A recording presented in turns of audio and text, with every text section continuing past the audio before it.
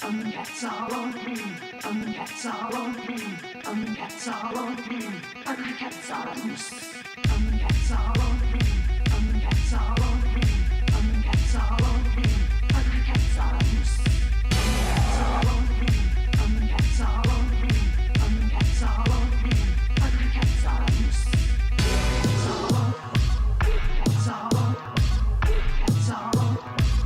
Cats all loose.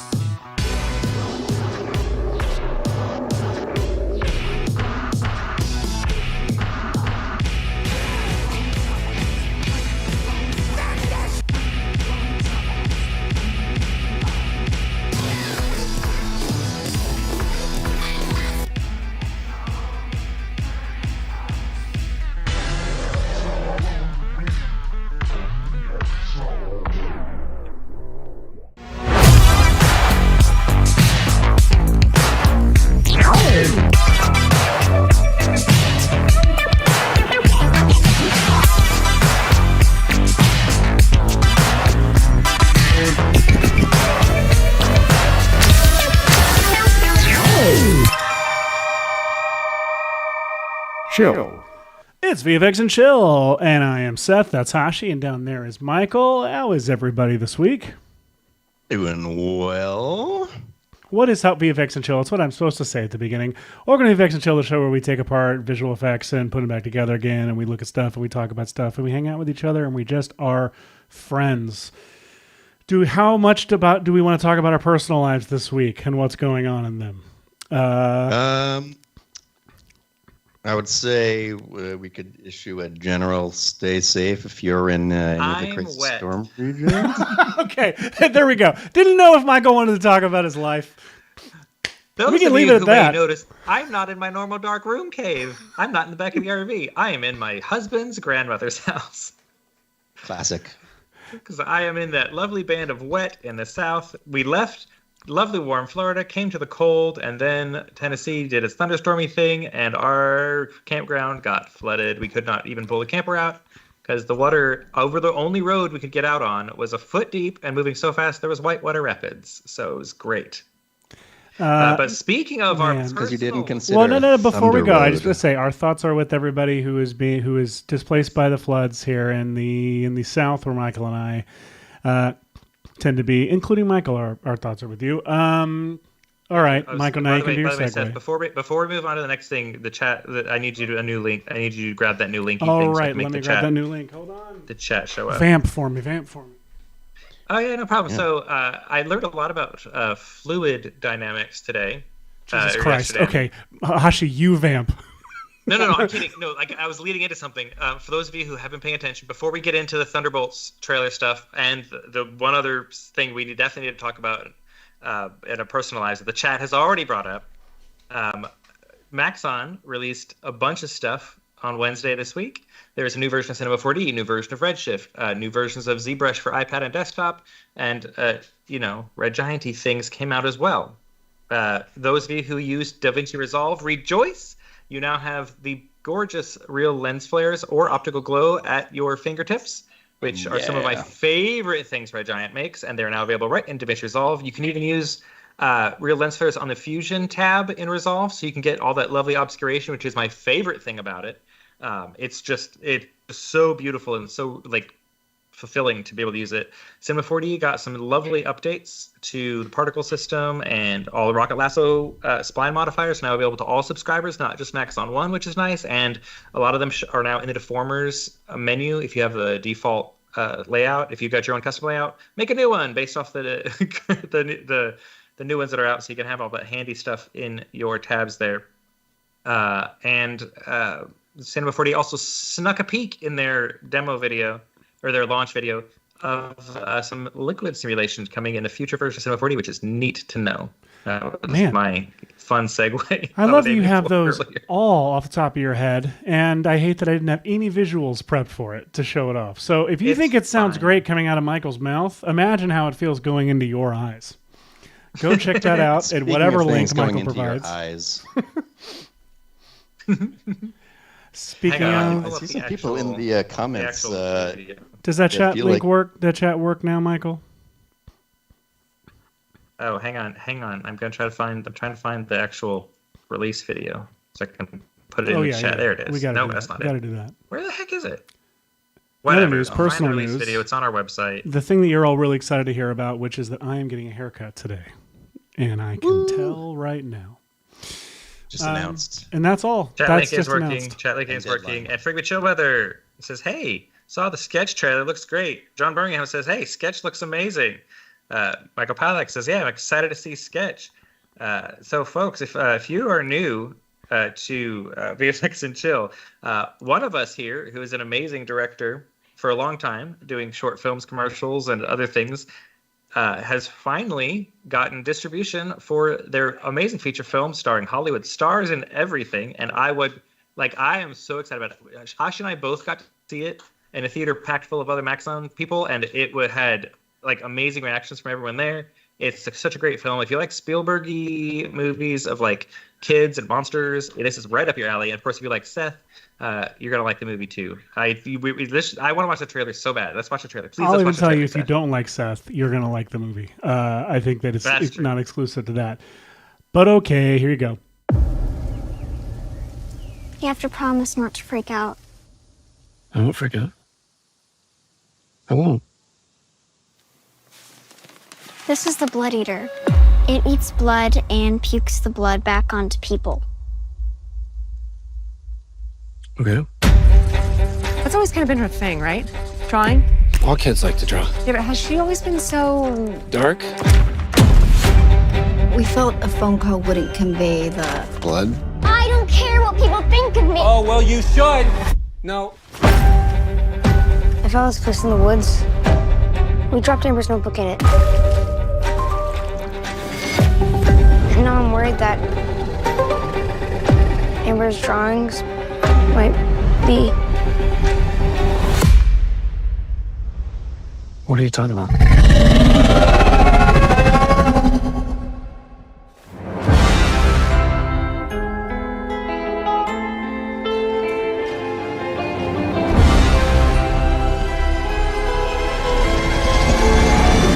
Amber drew that?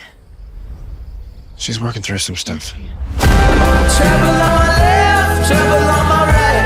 I've been facing trouble almost all my life. My sweet love, won't you put me through? Everywhere I look, You're not an evil person just because you drew some evil pictures.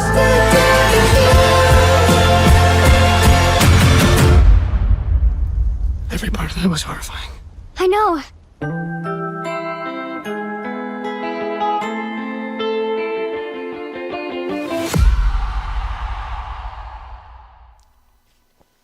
August Holy 6th. cow, man. In Something theaters. with chills. Yeah, the VFX and Chills. It goes without saying that the people on this show, the viewers of the show, the community behind this show, was instrumental in the especially in the finishing of this movie and the creation, the post-production of this movie. Hashi has been part of this journey of getting this movie made since it was a 160-page first draft. And yeah, I'm not going to cry on the show. I'm just going to say thank you to everybody who has been following this movie and has been excited to see this movie and who has been asking about this movie and who worked on this movie and who saw this movie and championed this movie. I am grateful to you forever, and I'm very excited for you to see what I think is a very, very special movie that will change your life irreversibly. It not to put too fine a point on it. There's also, because we work for Maxon, I would love to point out there are several shots in there featuring Maxon products. All of the titles feature an extensive amount of optical glow and some magic bullet looks and some other stuff and chromatic displacement. And there is a big old shot of particular right in the middle of the movie.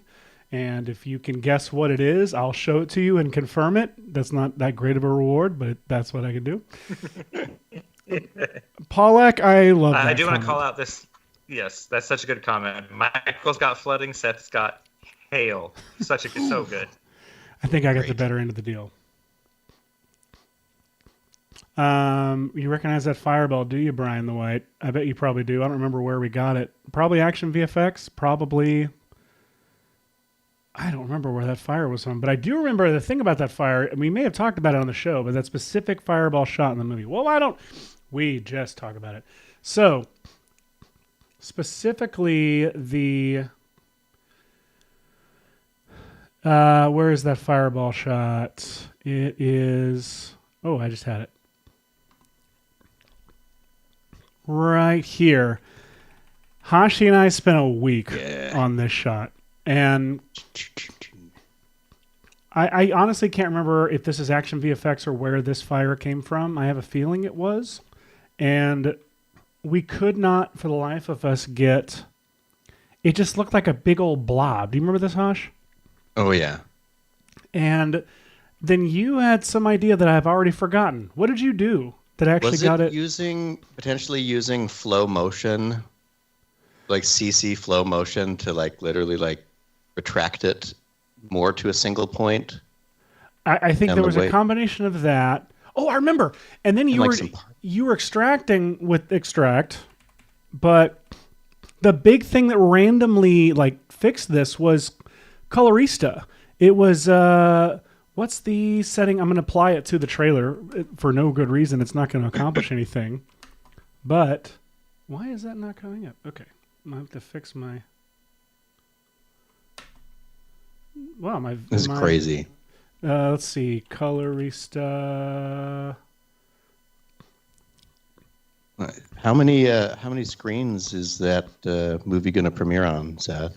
I don't think I can say out loud, but a lot. Oh, I didn't know if you could. Enough. Like it'll be in theaters near you. It'll be in a lot of theaters and very likely near you. Oh, clarity. So if you notice, if I turn up clarity here, you see you suddenly get all of this like sharpening detail happening in the shot. So if I turn it back down, so we just randomly applied Colorista to the stock fire, turned up that clarity, and suddenly we had all of this, like what you see in the shot is all of this fire detail. Because the glows were like outdoing each other in a blurry way. Absolutely.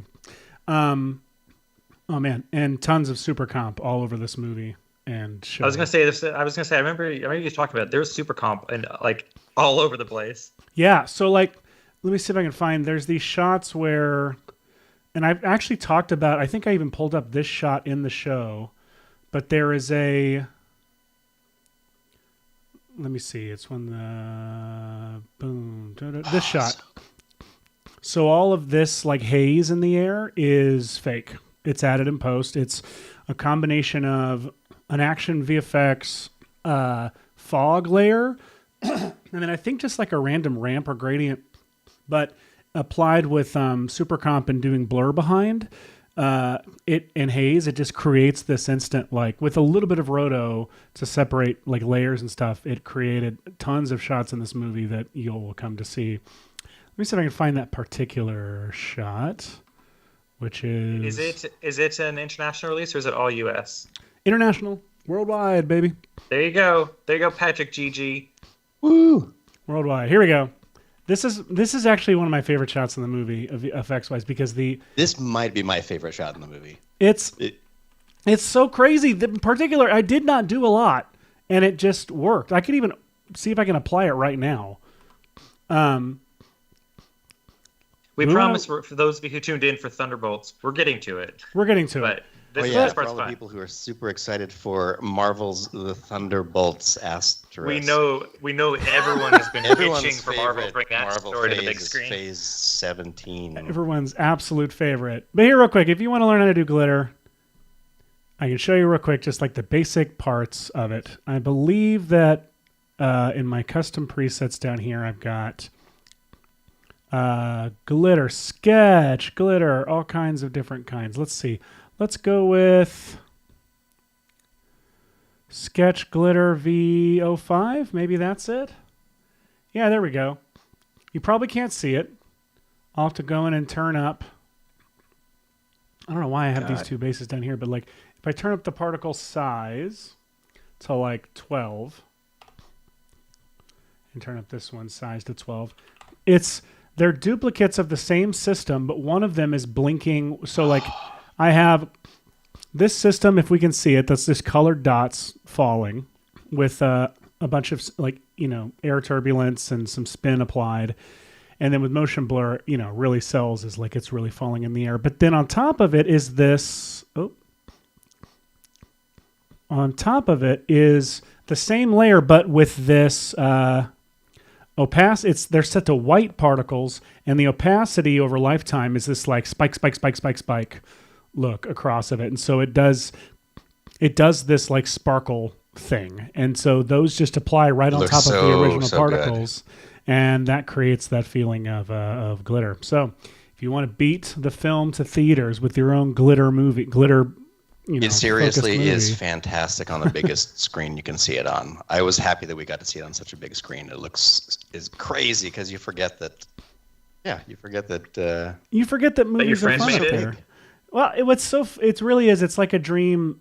Every filmmaker's like, the intended experience is in the cinema, but when you actually watch a movie in a theater full of people and it's a freaking blast, like it's the most validating thing in the world. Like, and the movie really does it. I'm not to overhype it, but I can hype it up like this because it was not made by just me. This was a massive team of people making this movie together, very talented people, and they are the reason that I can say all of these things.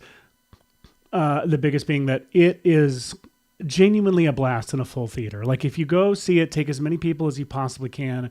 It is like there's a stretch in the movie that feels like, and I'm not kidding, it feels like you're watching an Avengers like Endgame. Like there's a section of it where there's a crescendo of cheering, like of things that happen that make people like scream and cheer and laugh, and it's just so fun to watch in a theater with people. And I'm very happy. Hashi, are you trying to brag on this? Are we still at 100? I'm bragging over here just are because, we still? Like, knowing that people who went to TIFF to see this, it is currently sitting at 100% on Rotten Tomatoes. Still at 100. People who could have been harsh on a sort of movie. Absolutely. Fantastic. I doubt that'll last very long, but we're still sitting at 100. Crazy. And our trailer's there too now. That's great. I love that. Sketch trailer. Speaking of it, if you want to watch it again in possibly full screen, go ahead and hop into the chat because the link is there. Link is there in the chat, so you go watch the trailer again. Make sure you like it, comment on it, say how excited you are to see it, etc., etc., etc. To answer your question, the sound design of the monster was not a T-Rex. The sound design was done by De Facto Sound, very, very, very talented group of people who did some killer work on the movie, and I can't wait for you to see it. Michael, I ruined your segue. I apologize. No, I was just gonna say. Speaking of the chat, if you're watching this show and you're like, "Hey, where are all these chat comments coming from? I don't see them in my chat box." Well, the majority of the chat is happening over here on youtube.com/@VFX and Chill. That is our main channel to which we stream, but we are also streaming other places. Hashi's Action Movie Dad Kid channels, Maxon Training Team, and of course Red Giant, which is where this all started. Yes. Absolutely. Yeah. Seth, we are so proud of you. That is crazy, crazy, crazy. Thank you guys very much. August 6th, everybody, in theaters. Go see Sketch. So, speaking of in theaters, what are we talking about this week? We're talking about a movie that will be in theaters, I think, in May. It is another Marvel movie. Can't get enough of them. Can't get enough of the Marvel movies. But let me see. Why don't we pull up some clips? I will try to not be a cynical jerk. So here's our trailer. Here's the trailer. This is for Marvel Studios' Thunderbolts. Asterisk. And the main reason I'm a little cynical is just that the dialogue in this trailer is literally them saying, he's like the power of 10,000 super soldier serums. Oh, is this the one with with JLD? Better than all the Avengers combined.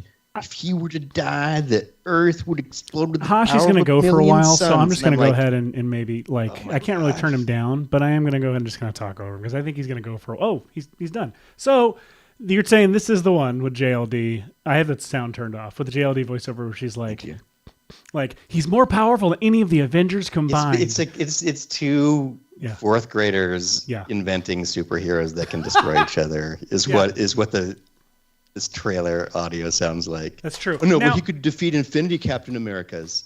Now to offset or whatever, like Hashi's vibes, I will say the first teaser. I haven't watched this trailer, but the first teaser trailer for this movie was very fun, and I was actually a big fan of the vibes. And I am someone who was like, I'm sorry, I don't want to be done. I don't want to be tired of any franchise, but I am kind of tired of Marvel. And then they'll do some trailer that's really fun and cool, and I get excited again. And that's. I'm not saying I'm super. The trailer had like really cool vibes to it. This new one is fun too. I haven't really watched it, but I do love big block lettering, and what I think is just impact. To be completely honest, talking type here without my pal Polly, but I'm pretty sure that's just impact, which is bold. That's a bold. I mean, both literally and stylistically. Okay, I think we already saw the effects that we want to talk about on the show, right? It's this guy, this floating dude who's like, he goes a bing bong and he turns people into burn marks. There's one called clips in the for show. Why not? Is that you just want to just see the? There you go. Whoa. Yeah. So yeah, it's like one of his powers is like casting this shadow. I had to research this. Okay, explain us. Tell us. I doubt the chat will be able to do this. So you, Hashi, tell us what is the mythology at play here? What are we talking about? Well, if you're a fan of the comics, you're being introduced to a bad guy that is called. God, I forgot already. It's not Syndrome. Void, darkness. No, you see, Black Void hole. is only half of him. He's also, oh my gosh. Sentry. The word is Sentry. Sentry. Sentry is really his name? He's Sentry, but also when he gets mad. You wouldn't like him when he's mad. Becomes the Void. Oh, why? When are we going to get an Avenger that I like when he's mad? Like I know. Like the Incredible Samuel L. Hank. Jackson. What if there was an Incredible Hank that turned pink? He wasn't an Avenger, though, I guess. The Incredible Hank? I don't think that's even a real thing. I'm just making it up right now. Oh, well, it will be by the end of the show. Yeah. I just want the Incredible Hank to turn pink and to, like, when he's angry, he's just like, y'all! He just gets really, like, he's really more feminine. So he's nicer, and we like him. Anyway, sorry. Okay, wait. Brian the White is saying that he's the Sentry and his powers are the Void. Brian the White, are you the arch enemy of Sentry? And Michael Paul. Oh yeah, his real name is Ryan Reynolds, I think. Oh, yeah. in real life. I remember now. Hashi got fixated on calling the man Ryan Reynolds during our prep for the show, and refused to stop calling him that. So Ryan Reynolds is the bad guy. I get Brian the White might know more than I do. Anyway, but he don't care. You don't care at all. He can cast a shadow on everything, and that's why you can't see him. It's sort of like the bad guys in Attack the Block. You are so tired as you explain this to me. You're like, he's kind of like, you're like adjusting your glasses. I'm bringing none of my positive vibes to today. Look, here's what I do think is cool. I do like the effect, turning him into. I did literally see this little section as a teaser online and sent it to Seth last week. I was like, let's just do this. This is great. I was the show might be 5 minutes long, to be honest, because I'm looking at this and I can see already a way to do this. But in fact, what's funny is during our prep, Hashi, you prepped some really cool versions of this. And then we went back and re-looked at this footage and realized your prep is actually slightly cooler and more like it kind of was, because I saw that like letterboxed but in portrait mode on like a TikTok ad, and then was like, oh, let's do that. I get the vibe. He's like ashifying people like into these. I think I called them skid marks too, Michael Pollack. Yeah, and then in classic Hashi form, proceeded to never look at the reference again. Never. Don't ever look at the reference. It'll only let you down. Work from memory. So I can pull up the two things that I started with. So I started with this piece of footage of someone running, and I did this quick version. God, I freaking love it. It's the coolest thing I've ever seen. It looks good. It just works. Just a little slight blast from the sky, so it gets a little bit bright for a moment, and then this hint of a quick fade, and then kind of like a little cloud of dust and ash hitting the ground. Displaced. That's what I thought the effect and it's was. Displaced in the rocks too, in a really, really nice way. Yeah. So there was that, and then I realized, no, it's actually, and actually even for this shot, I was like, it's a little bit boring, and so I decided to camera track it and then do some content-aware. Jesus, sorry. Generative filling here. Ooh. No, go away, Robert. Stop it. Hang on. Okay, sorry about that. So then I was like, well, I could generate a top half of it and make it a portrait video. I didn't know what the bad guy was, and so I just grabbed a Mixamo character and threw a little Mixamo bad guy in the background with a little C4D cloth cape. It really is so cool. I mean, the thing is, you could turn that red and it would be upsetting. So yeah, so just the actual effect is really simple, and one thing that's kind of cool about this is that really it's a great beginner After Effects VFX kind of effect, really, because all you need is footage of somebody running and basically a surface that they are running on. So the shot kind of matters, I guess, but at some point you just need to roto them out and give yourself an empty plate, camera track the footage, and then cast a shadow of them onto the ground. I actually did. That's all you need to do. That's our show. Everybody have a great week. That's it. All those simple steps.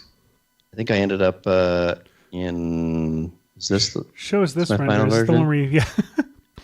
Found a piece of stock footage that was pretty similar, and I still couldn't resist adding smoke or something. No, we did our own version. We like our thing. Yeah, this is our own. So I want to know how you did this, but before you walk us through how you did this, we're gonna take a quick break. We'll be right back after this.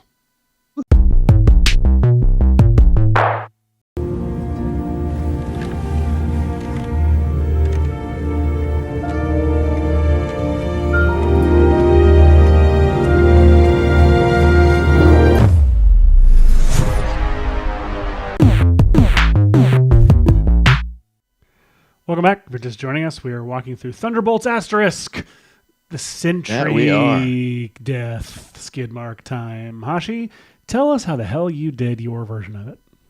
All right, so let's see. I'm going to close that version. I'm just going to open up a little sample one.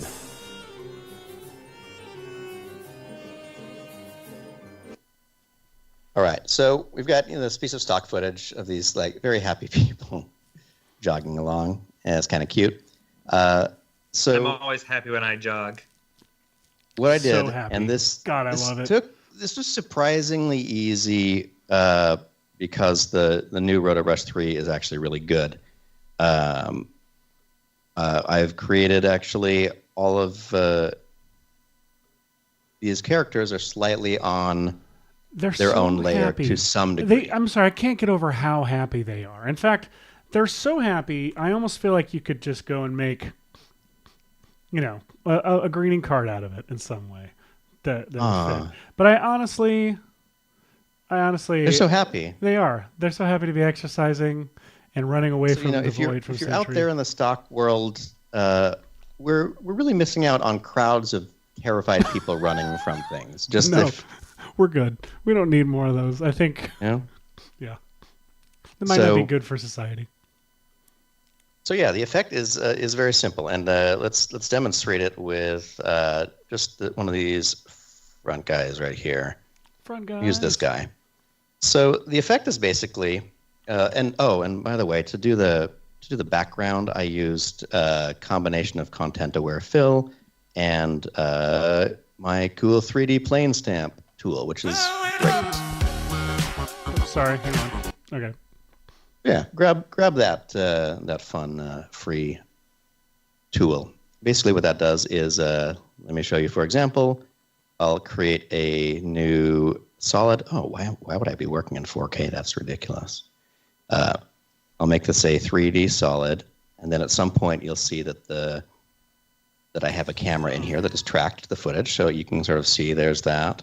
And the way the 3D plane stamp works is I can just find some section of the floor, like this section right here, put my little card there, find a frame that I like kind of where it is, and then I just press the 3D plane stamp and wait for just a moment. And what happens is that 3D solid on the ground gets replaced by a new solid that has the texture of the floor. It's like basically like the most rudimentary version of like a projection tool, like for paint apps kind of stuff.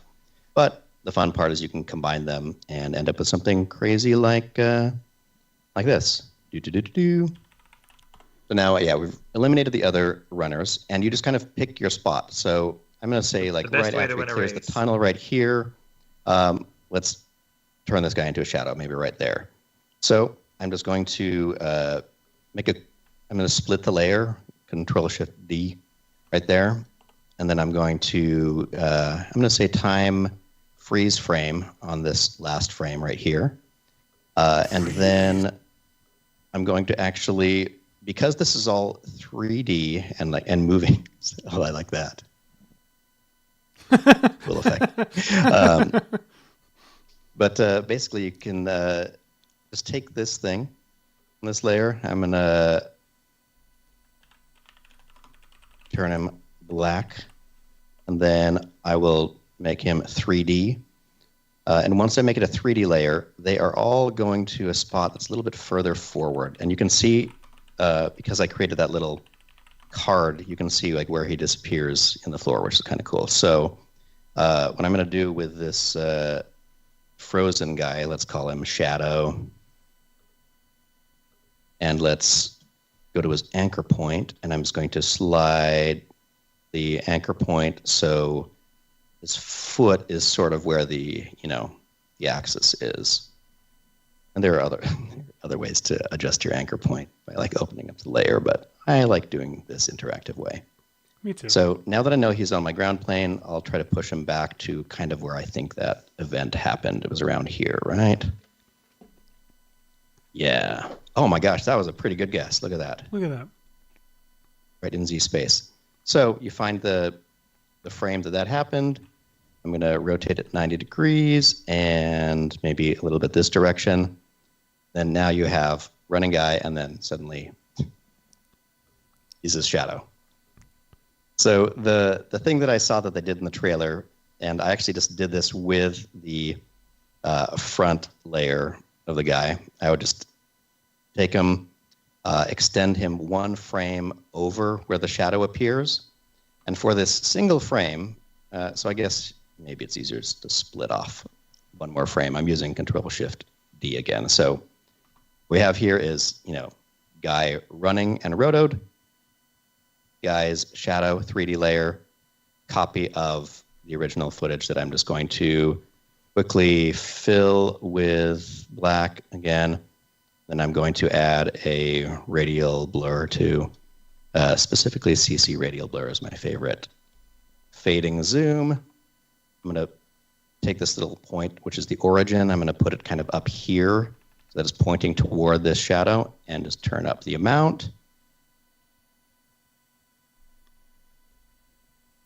I'll tell this to work in half because I'm working in HD anyway. And basically, just do something like this. Like you do it to taste, but basically, it's like it's the Homer Simpson cloud, like speed cloud. Just we're literally one frame. I tried 2, and 2 looks slow for this effect. It works. You can see the shadow moving, even though it's only there for the frame. Like it works. And one thing that I liked doing also was adding another radial blur to the ground shadow layer and putting it right by the origin there, switching it to fading mode also, and then turning up the amount just a little bit. that both simulates the idea of, like shadow, like fall off or whatever, but also it, to me, it looked more like a scorch mark, and I thought that was cooler looking.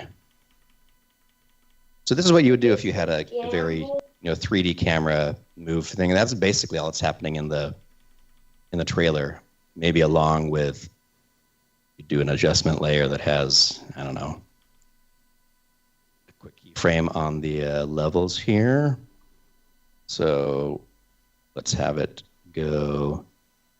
Actually, let's pull that in. GG says they totally forgot about using fill as a tool. I always use tint and mapped both to black. There is an advantage to doing that in that the tint effect has a built-in opacity slider. It's a little more complicated to do that with the fill effect. So they're both useful. I couldn't hear the beginning of what you said there, Michael. I don't know why. Oh, sorry. Pat GG says they forgot about using fill as a tool. They always use tint and map both to black. Oh, yeah. It is handy if you have to fade it out over time, for sure. So here, that might be too much exposure. That's the giveaway that you're doing a fake viral video. You're adding fake lightning to something so that you brighten the whole thing, but you get it. Look at that. So that's the effect. That's basically it.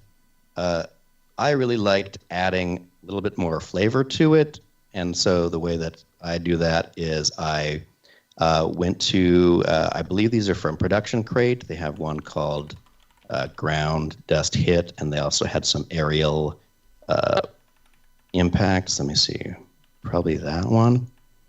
And what's fun about these is now that I have this shadow 3D layer on the ground here, I can maybe duplicate it and swap in this dust burst pattern. All I need to do is remember to disable the time remapping, though, since I don't want it time remapped. And so this shadow should have a fill effect. I'm going to delete the radial blur on it. And then let me quickly see if I can see this. What am I doing? I'm trying to rotate it. Oh, yeah. Oh, I replaced it with the wrong one. To replace it with this one. I'm just holding down Alt, dragging my footage right to where it is once it's selected. So now I have this impact mark on the ground. I can kind of rotate it around to whatever angle the impact happens at, and then depending on the scale that I'd like it to happen at, let's see, my anchor point to right there, so I can scale the whole element kind of, so it kind of goes right with the streaks of the character. And then if that starts right when the shadow starts, in fact, I could even start, like, scroll a few frames forward, just cut off the beginning. You can either time remap it to explode really quickly and then settle. But there you go. Now you have this little teeny bit of extra spreading out detail right when it hits. Boom. Like that. Kind of like charcoal dust or something. And you could do the same kind of effect with that little dust cloud that I accidentally brought in earlier. Just a little standard dust burst like this. It's actually bright, so I would fill it again with black. Fill it with black. Or when it's red by default, again, it's upsetting. Oh, yeah. Yeah, which is also, it's a good one to add if you're ever adding, if you're doing some kind of violent thing. You can always add a dust hit that's slightly tinted. All right, let's put that right here, and I could make it 3D, but I'm just going to try not making it 3D. I'm going to do the time remapping trick where I enable time remapping, Control Alt or Option T, and I find the spot where the bloom has sort of landed and make a keyframe there, and then bring the first keyframe a little bit closer so the bloom happens really quickly. And then let's just say right here we want there to be sort of a smoky explosion like that, about this big. Smoky explosion. And so that it doesn't track well. So I'll put it, I'll make it a 3D layer and actually move it back in 3D space. Far back in 3D space is it? Goodness gracious. I mean, you could put it in the same 3D position as the other thing pretty easily by copying and pasting. But Patrick wants you to add I have glitter. to look it up. There we go. check it out. So now this is how you could do this effect all in like a 3D space. If you have a locked camera, it's even crazy easier. Hey, Sonny. Hopefully, Sketch will come to a theater near you as well. We're just wishing that on people who don't even want it. Just come home like, honey, sit down. I don't know what it's allowed to say, but yeah. So this effect is really lovely and simple, and I really like doing it. One cool thing that could happen if you had an instance where you don't have such a dynamic background and don't need the 3D of it all is that you could literally take your character and it just so happens that we make an effect called shadow. Yeah. It just does that. Yeah, just keyframe it happening. Yeah, all you have to do is keyframe. You move your. Whoops! I don't know why this is displaying weird. I'm in half. There we go. So yeah, shadows is a great effect where you can just put these lovely controls. I'm going to shrink them down actually because it's something weird with the 4K to HD thing. But yeah, this is the shadow effect. So look at this. You basically place your ground plane wherever you would like, and then you take your cast direction and put it wherever you like as well. So this does a remarkable job at just making a quick shadow like this. On top of all this, one of the cool things that I like about the shadow effect, right now it's in front of the foot, but I could actually say, put it behind the character there. And then I could do a couple of other things. I can soften the shadow, which is sort of the fall off effect that I wanted to have earlier. And you can also do this displacement map. I can select my clean floor, which I think is, what is it? Back floor 3D? No. Yeah, this one. I can select my background plate and switch the displacement to luminance, and now I can turn up the. Actually, I feel like this is weird. I'm gonna leave it on alpha. I don't know why. That feels like a bug. I should report that to Nate. With the two names But check this out. Michael, I can't hear you, Michael. What are you saying? I said there's a bug where the two names are switched. That's hopefully going to be fixed soon. Oh, gotcha. It might be fixed in the update that came out Wednesday if you did an update. But if you did update, then it's going to be fixed. Then it's the next update. They're aware of it. But yeah, Alpha and Luma, the names are switched for the things. So it should be on. That makes sense. Yeah. But yeah, check this out. So you can see that if you were trying to cast a realistic shadow, you can use the footage as displacement for something to go, like up over it, or if that was, the other way around, if you think of it as like a channel or whatever, you can do that. And speaking of making the shadow go in places, can you make the shadow go up the wall if you had a character close to a wall? That's a good point, because this shadow's going back almost to this wall. I know the lighting doesn't make any sense here, but for example, say like you wanted a really big shadow, except it looks weird. Say you want to do that Darth Vader poster. Yeah, well, that's what we always think of when we think of a poster, a shadow on a wall. So what if we went over here and just checked this little box right up here? Shadow style. There's a Vader poster checkbox? There is. It's actually, Stu called. We decided to call it shadow bend for legal purposes, but you can check enable bend. I think we wouldn't, and look at that. Put it past it just assumes that there's a wall there. And now you can adjust the angle of the wall. So look here, if I can exaggerate it just by dragging that up. And it's cool because now your controls are just these little planes and this little line to cast a shadow that goes and bends at a specific spot. Nice. And what's kind of cool is that even with, for this moving footage, it actually kind of works because all you'd have to do is keyframe where this is. And I've done a couple of instances where I'll map these to the 2comp location of 3D nulls, so you can literally make the shadow 3D. It's wild. If you're using the public beta version of After Effects, you can very easily link all those points together to nulls, which can be 3D just with a right-click, left click. Like it's really easy to do. Oh yeah. Seth, we have a question about the color management, After Effects to sketch color workflow, which we can get to later. But first, Hashi, while you're on this shot here, there are some shadows on the ground in this shot. How do you add post shadows and not have them darken existing shadows? Because if something's casting a shadow from the sun, it doesn't get doubly dark when it goes in front of something. Do you have a trick or technique to make the shadow darken the ground where there's no shadow and then just, look like it's matching the shadows that are already there without like double shadowing? I'm glad you asked. I'm going to open this little... saving that. Who knows if that was a good idea to save or not. I have another example where, let's see, let me find...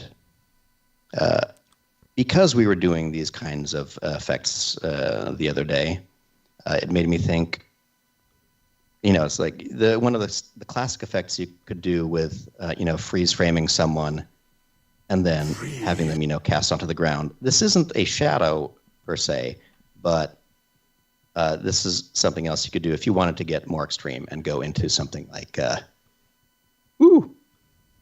Cinema 4D and play around. This is nuts. This is absolutely nuts. I mean, you can't show us this and then not show us how you did it. It's absolutely insane. It's crazy, but the main thing that I want to show is that the way this had to be created was that I needed to, let's see if I have the original footage in here so I can show it to Pool Runner footage. I think this is it right here. Okay, I'm off by a frame or something. Is it that? Other way. All right, so we've got the footage, and as you can see, as Michael was mentioning, he's got a shadow on the ground, and you can see, his shadow there, and also if you're going to comp in something, you're going to need that shadow there. So when cleaning the background plate, you need to also erase this shadow and make effectively what is an all bright version of your ground. I did this again with 3D plane stamp, 3D tracked it, and got a great result. In fact, I got 3 great results to create this effect. I took, and in fact, you can see a little bit of my sloppiness here. Because the lighting condition kind of changes from here to here, I took like a plane from this frame, a plane from this frame, and a plane from this frame, and am fading through them. But the nice thing about them being an image with the camera move is that it looks very solid, and you don't see all of the craziness from something like Content Aware Fill. Slight error right there too.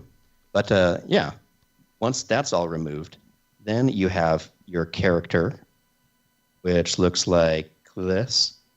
And now they're rendered into the scene, but they're going to need their own shadows. And in this case, because I was in 3D, I was able to simulate them. And so what I got was this. This is an AOV of the shadow pass from Cinema 4D, which looks cool because it's like inverted. But think of this as an alpha matte for what would reveal your footage in shadow, which is exactly how I used it in this case. So I have a version here. I'm going to disable it for a second, where I really just took all the footage and toned it down to what I thought some of the shadowed areas were looking like, and then applied my shadow matte as a luminance reveal to show a darkened version of the footage. And what I based that on was looking at the color of the real shadow on the first frame when he's actually there, and just darkening the footage until it was about the same color. So I have a full shadowed ground, a full light ground, and then use that matte in between. And look how beautifully that works together. It's so much fun. And then to cover up the seams, added a handful of those exact same dust hits and things like that we just added to the other one. Craziness, right? Really is. And yeah, I got very carried away when I went into this all. So I ended up doing some other things that you could simulate in this scenario. Let's see, we've got running pool guy turns into cloth. There are tons of TikToks like this that I get addicted to watching. Oh my gosh! It's so fun. Now this is all I want to see you do the whole time. Let's see what's this one. This is It's so that's good. the shatter. I'm in the midst right now of trying to. This is bouncy balls. Oh, I do want to point out one thing real quick. You can use that shadow pass, and I really should do a Tip Tuesday on this at some point. But you can use that shadow pass in Super Comp as an adjustment layer to then just use a color correction effect, and so it will apply the color correction effect just to where that is. So that's another way to use a shadow pass. If you're comping in Super Comp, you can use a shadow pass to drive a color correction effect as an adjustment layer in Super Comp. Oh, that's a good call. You're welcome. Now I see why I had two of that one copy, because it was supposed to be this version. This has to calculate some. Now, guys, it's an exciting day here on VFX and Chill because I was not planning on this, but I backed myself into a corner and realized I might have to use a tool that we surprisingly don't use very often on this show. What? I'm going to see if you can guess what that tool is. I'm going to real quick show you.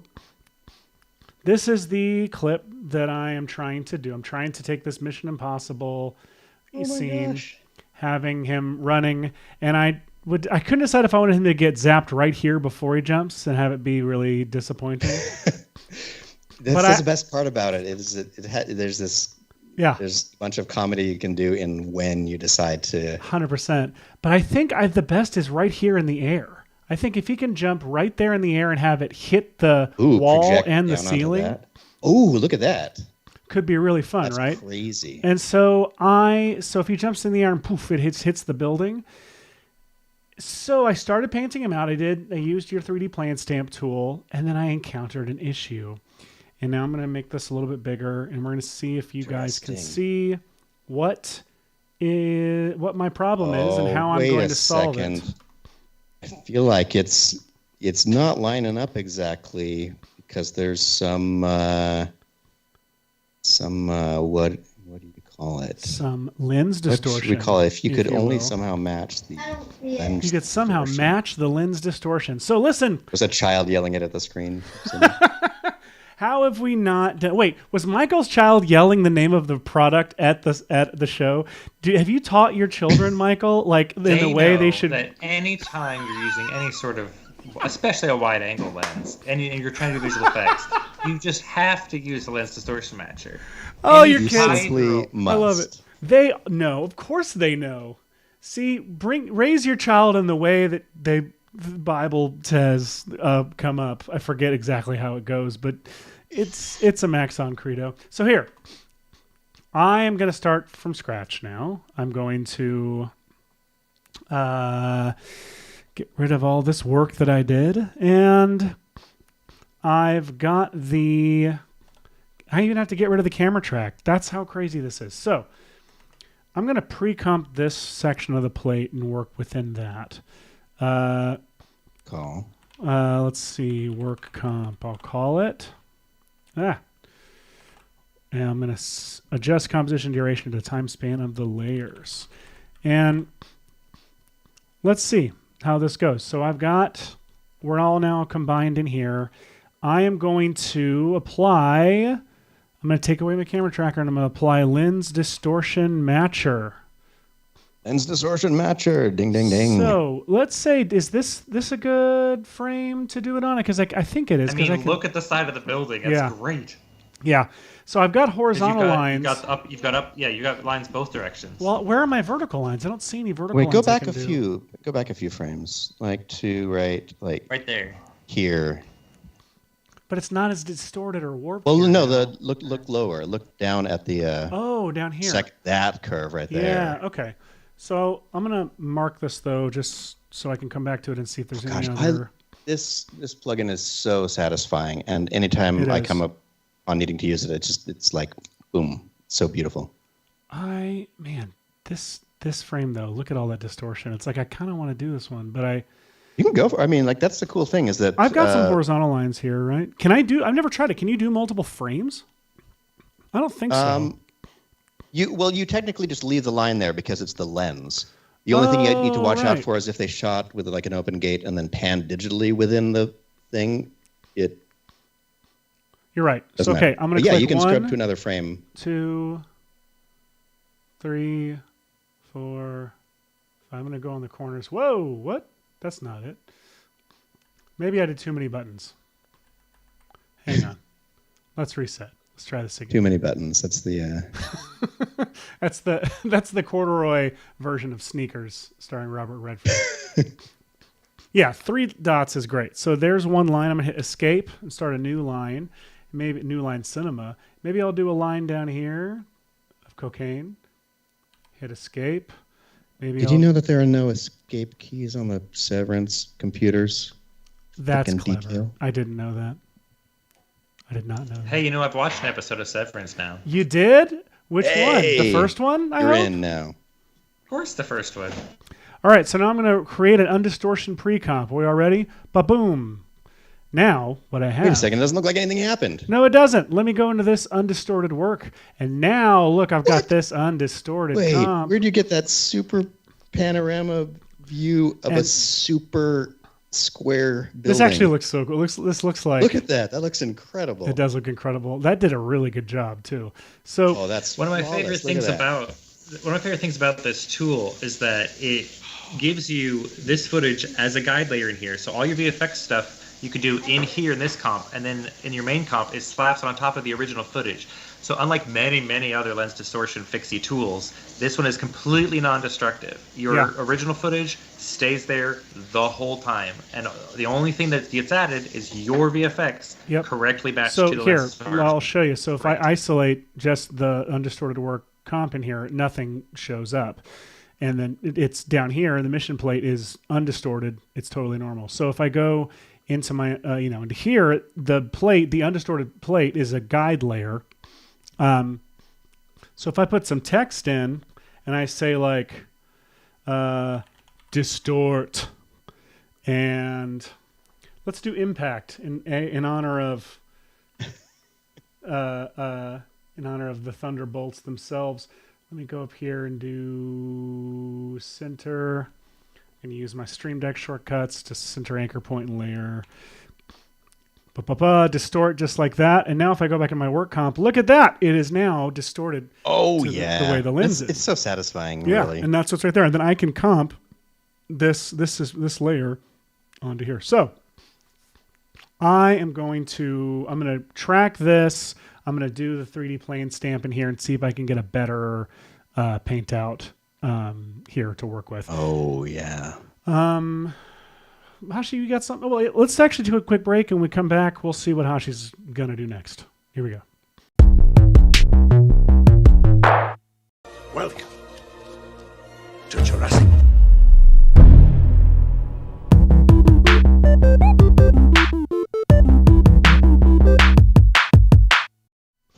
Welcome back. If you're just joining us, we are Thunderbolting all day and night, or at least until 3 Central. Hashi and Michael. No, hang on. Before you get to Hashi's thing, Oystin, I'm so sorry about pronouncing your name wrong. Oystin Ramyar Holton says, how did you deal with color management in After Effects when doing the VFX on Sketch? Because, you mentioned you use a lot of Red Giant tools and Super Comp, and currently that's only in After Effects. So how do you do that color management when do you, like they said they've only delivered finished shots because of the budget and workflow constraints, but you're doing a feature film, so were the VFX shots round-tripped back to be edited in log, or were you finalizing everything in After Effects? That's a great question. They were round-tripped. They were brought back in log, and we had a choice. Really, it was up to the compositor how they wanted to work with those color profiles.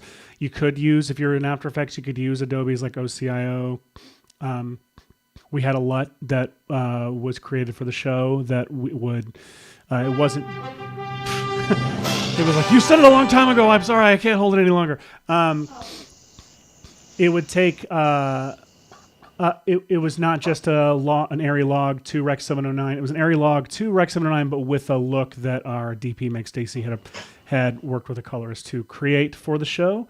That was the guide LUT that was used for review and to preview the work in.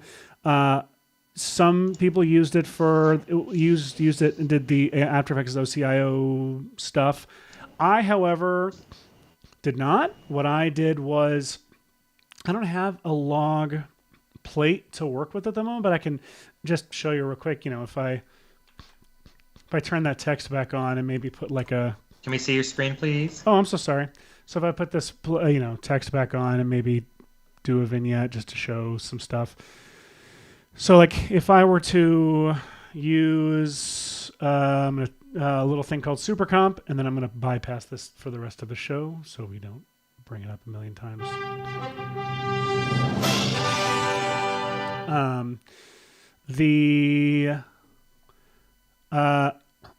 If we apply these, this is going to be weird to show without the plate being logged, but hopefully you'll understand it. I have the plate down here, then I have my layers that I'm putting on top of it. I would comp all my stuff with Super Comp in the movie, and so what's great about Super Comp, one of the many things is that you can say, you can assign a specific gamma to each layer and then to your output. So let's say the Mission Impossible plate was log. I would, selecting that plate, go to the gamma, and I would say, it was actually Alexa V3 log C. So I'd select that, and that would automatically put it, treat it as that space. And then if I go to my main output, I set it to the same thing. So now it's going to convert all the other layers that are set to just plain video or Rec 709. It's going to convert those into whatever we want the output gamma to be. And therefore the plate itself is going to be reverted back to its original gamma. And so everything will then be unified in that area log gamma. And so for delivery, we were getting log renders back that the colorist could then work with just as if it were the plate. And one of the really cool things about SuperComp is even if you're working in like an 8-bit project, SuperComp is 32-bit under the hood, all GPU accelerated. So you could be doing log stuff and comping in crazy, like blowing colors out, then bringing them back all in your SuperComp effects stack, and then kicking them out in that log format just right there. Like it's insane how you can mix stuff together in SuperComp without having to deal with any color management in After Effects at all if you didn't want to. Yeah, it very much is. Hashi, what are you up to? I'm just over here. I figured that I might as well show a little bit of the process behind those kind of crazy. I think you should. Physics shots. So the first step was, and I've kind of shown you this already, is I had the footage of the person running, but then in After Effects I drew a little mask around them and got myself a nice clean plate for this section here. I actually tracked this whole section. Did you do that with Plane Stamp or with Phil? I did one version with Phil and then ended up covering it up with Plane Stamp. The Phil was not bad. It was just a little bit wobbly. It's a little bit off. I think that let's see if I have the old version, and it actually really highlights the problem with just using generative fill. Here we go. So where is clean? I must have replaced it. Okay, here we go. So I think I roto-brushed the running characters, and then I used them as an inverted alpha matte that's kind of choked out like that or bloated out like that. So to sort of try to get rid of a lot of them. And I did actually end up having to manually draw these masks down here that were little subtract masks to deal with the problem that Michael was talking about earlier. So wherever their shadow was being cast, I did that. So then I had generative fill do a pass of that, and it looked pretty good, to be honest. So let me show you. So this is sort of the result that it came up with. Pretty clean. But then there was sort of this like sparkly, stuff that happened. It's because there are like two cops that chase after him right there. And so like there's this hint of characters running across screen right here. So I knew that flickeriness I didn't want. And in theory, you could try like making the matte wider and stuff, but the less information you give it, the less accurate it's going to end up. And I realized this is totally trackable for 3D plane stamp. So that's what I did. Then I went through this additional process of sharpening the video. It's already 4K, but I tried applying an anti-motion blur to it.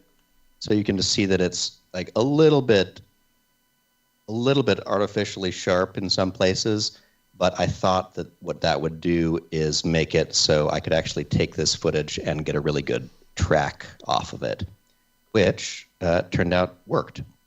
So here in Cinema 4D, I went to Tracker, created a motion tracker, and then in the motion tracker, you go to the Footage tab, load in your footage, ideally as frames. That's what I did here. And now as you scrub through, you can see that there are some frames.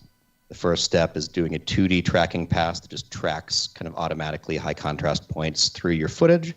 Then you run a 3D solve, which creates a solved camera for you and all of these little features down here. So you can see there's these little 3D points. And then to make this workable, there are tags you can add to the motion tracker up here.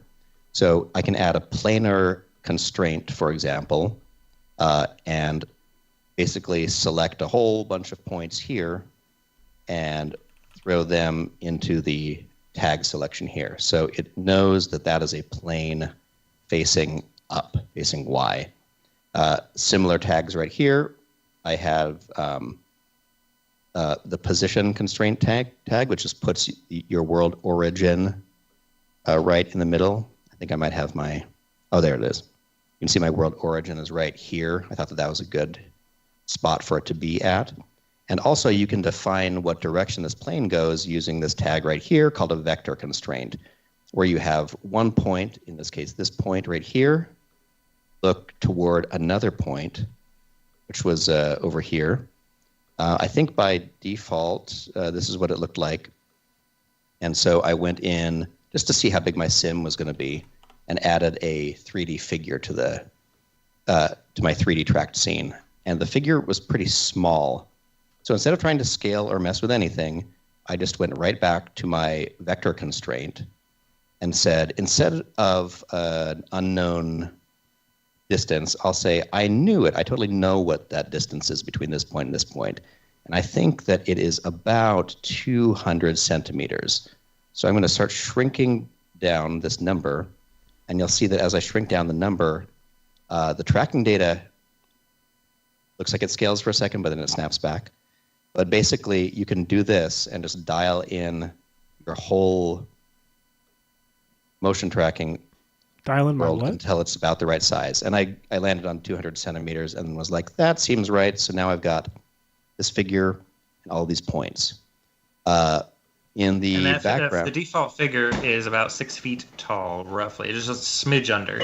So this is such, like Hashi, this is such a good tip for getting an accurate scale in your tracked scene, which is very important for Sims. So thank you so much for that tip. It's such a good tip. It's like the best way to do it.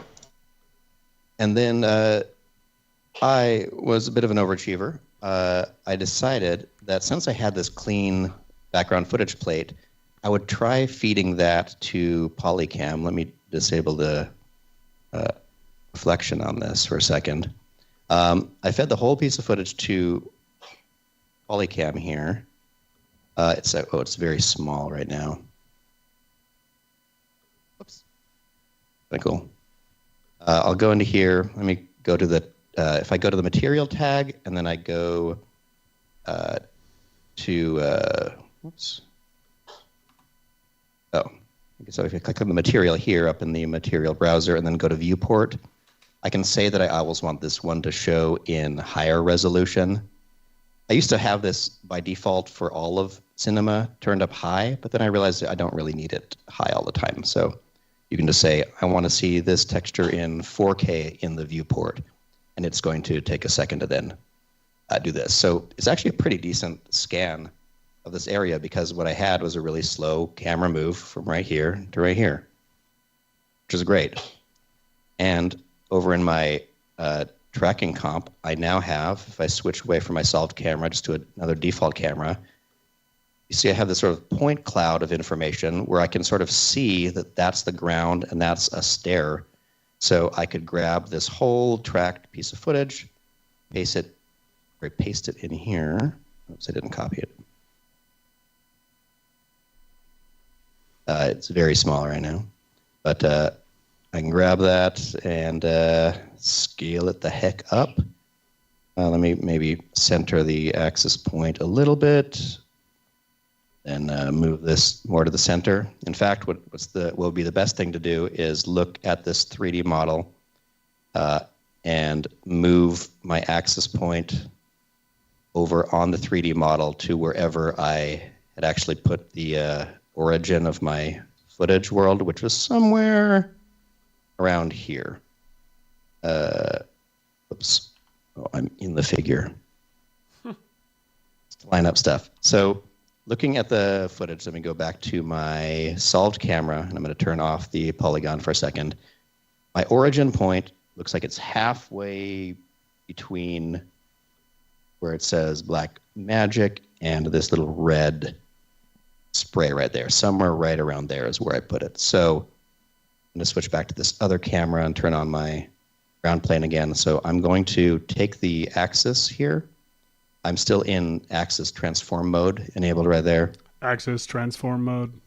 Axis transform. I'm going to line that up kind of more with the direction of this and slide this anchor point over, somewhere about where I think it is. It's probably around here.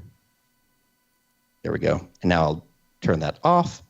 And now if I switch back to my solved camera view, I can go to this polygon and know that I can tell it to be at to zero itself out there.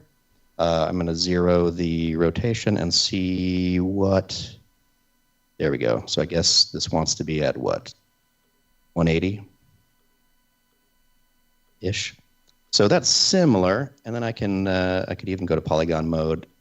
Whoops, click on my object, go to basic, check X-ray. And now I can sort of see through it. So I can scale up my 3D scan and just try to find where, whoops, I can barely see it. Somewhere around there it kind of lines up. And now I've got this, look at this, it's a 3D stand-in for all of my stuff. So I could, if I had this figure, which is actually a collection of little objects, I'm going to press C and convert it to all of its little pieces right here. Then I'm just going to apply. Like I could say simulation tags, let's make those all rigid, and let's make the ground plane simulation tags, colliders, and now look at that. Now I've got this, oh, it's happening too early.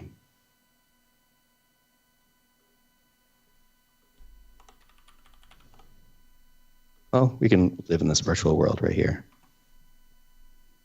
Boom. Hee. Now I have a cool collision system that works right on top of the footage and within that tracking space. But I feel like I'm talking a lot. No, you're talking a normal amount. I am just working on this paint out. I'm working too hard on this paint out, to be completely honest. Nice. I can keep going. I just didn't want to. No. If you're okay, keep going just a little bit longer, Sure. And then I'll have something to show in a little bit. Excellent.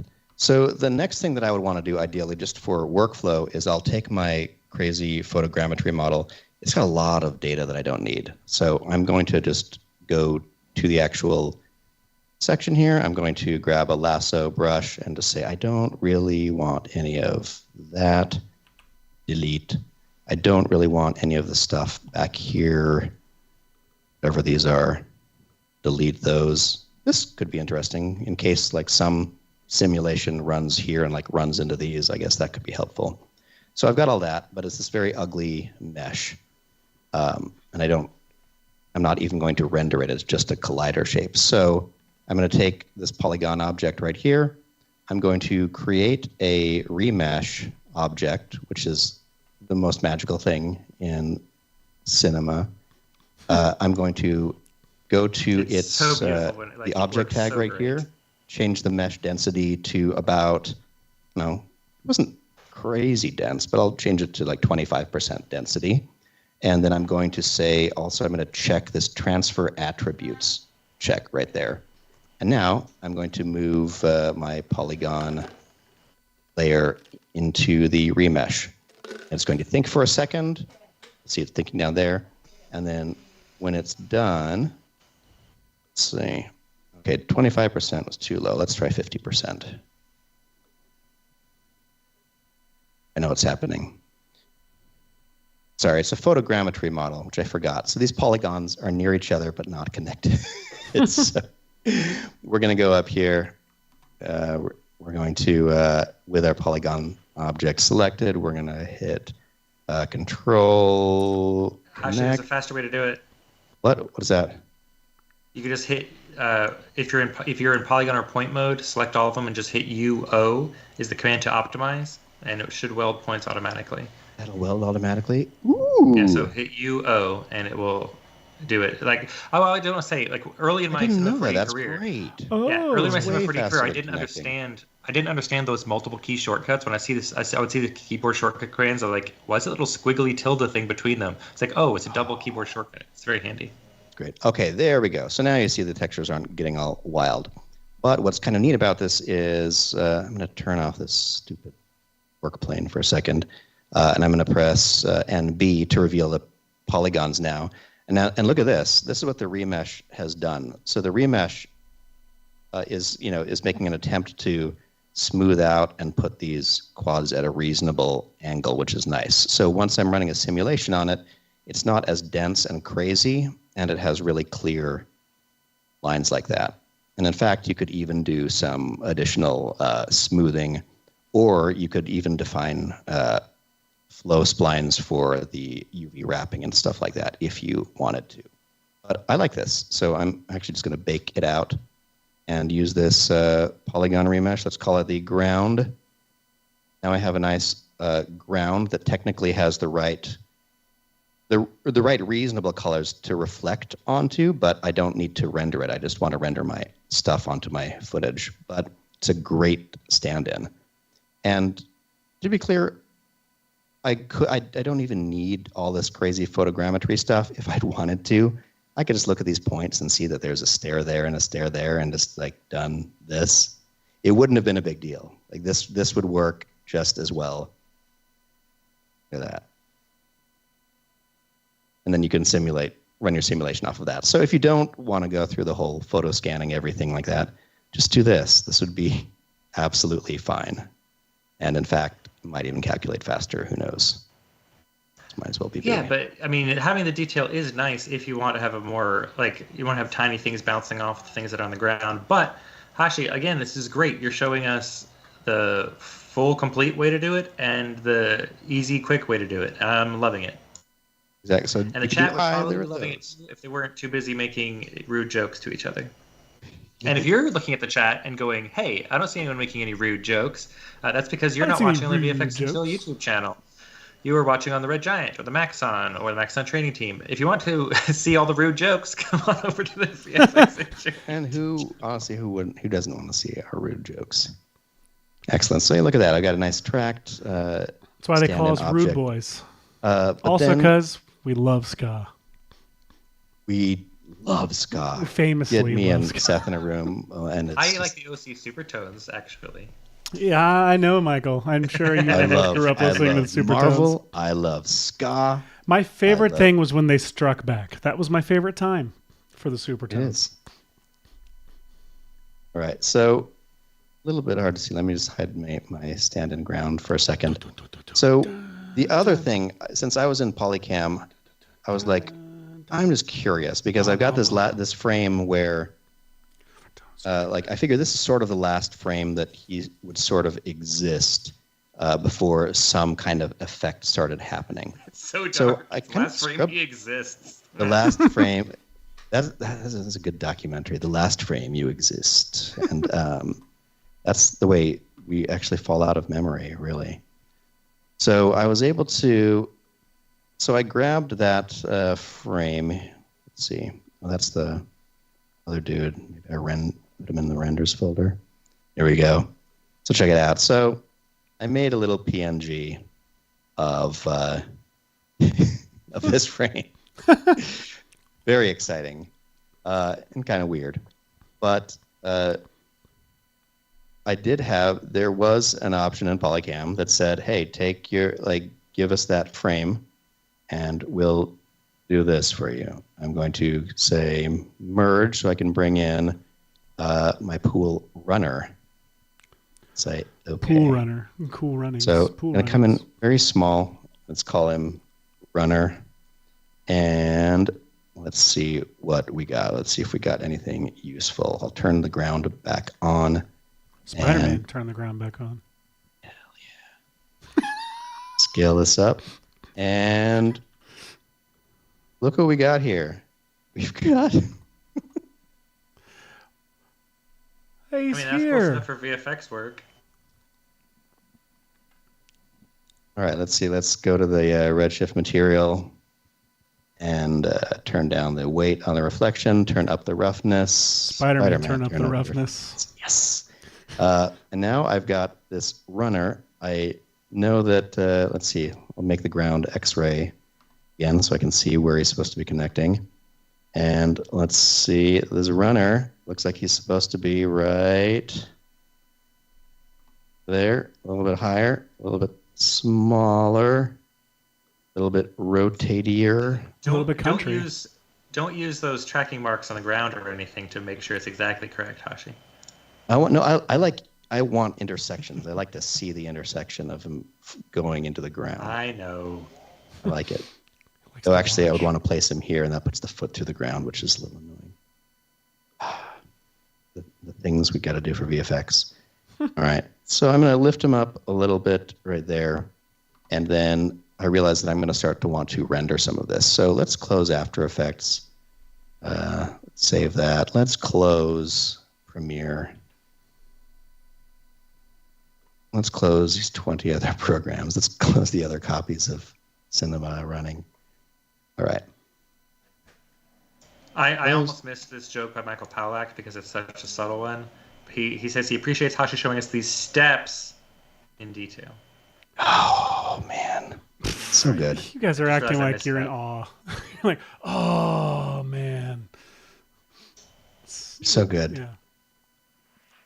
All right. So let's go ahead and take a quick peek at how these materials are all working if I were to try to render this. I'm going to start my IPR, which is going to just look very dark and weird at first. Yeah, too dark because there's no environment in here. But if I go to my asset browser, HDRIs, I can just scroll through and try to find something that has the same kind of vibe as this day. It's kind of exterior, but it's a little bit overcast, so it's not super sharp shadows. Maybe something like this. This looks pretty overcast. Let's click and drag this just right into the empty area right there. Let go of it and close my asset browser. And in just a moment, we'll see that there's now light coming from everywhere. And actually, check this out. It's in a whole new location. I'm in a park in the woods. I'm actually going to go to the dome light here, go to its details, and say, don't contribute to the camera. I just want clear space back there. And if I wanted to see my original footage, I can go to the camera here, go to its background objects, and override that with the same image sequence right here. I have to tell it to be, what's an animation? Yeah. Image, animation, mode, simple, detect frames. All right, there we go. So now my camera has the footage as its background. And I'm not actually going to render these stairs, but I'm just going to leave them in for now while I try to match the lighting here. This dome light, if I was actually looking at my footage, is supposed to be a lot brighter. Something like more like this. And one thing about your environment is you can just take it and rotate it until you see these shadows that are being cast, these nice soft shadows. They're very similar to the ones that were there in the footage, except that in the footage they were down and below his feet and a little bit this direction. So I'm just rotating this around until I see that the shadow that I'm casting with my environment light is doing about the same thing that the real sun was doing. There we go. So now we've got this loveliness. So now I've got this like frozen matrix-like pose of this frame of the running animation. Perfect. Which is pretty cool. So I mean, once you get to this point, you've got so many options of things you could do. But I wanted to pause for a quick second here. Vizua Media says, I wish Adobe put some more effort into upgrading and improving generative fill in After Effects. They were very disappointed considering no improvingness in After Effects concerning AI tools. They are still working on them. I had a conversation with Adobe folks not too terribly long ago where we talked through some things about them. Here's the thing. Getting it to actually work correctly in a full production pipeline, rather than just spitting out crap to throw on the internet, is it's complicated. And to do it in a way that's ethical, which is what Adobe's trying to do, is also takes a little bit longer to not steal everyone's crap. So they are working on it still. So hang on just a minute. And speaking of which, we've only got like 30 minutes left in the show. Is it about time to take a break while we decide what Hashi's going to do to this guy? That's a great idea. We're going to take a break, quick break. We'll be right back after this.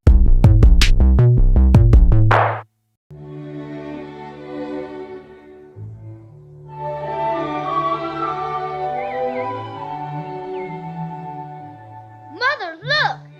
What's all that white stuff? Why, it's snow. Snow? Yeah, winter has come.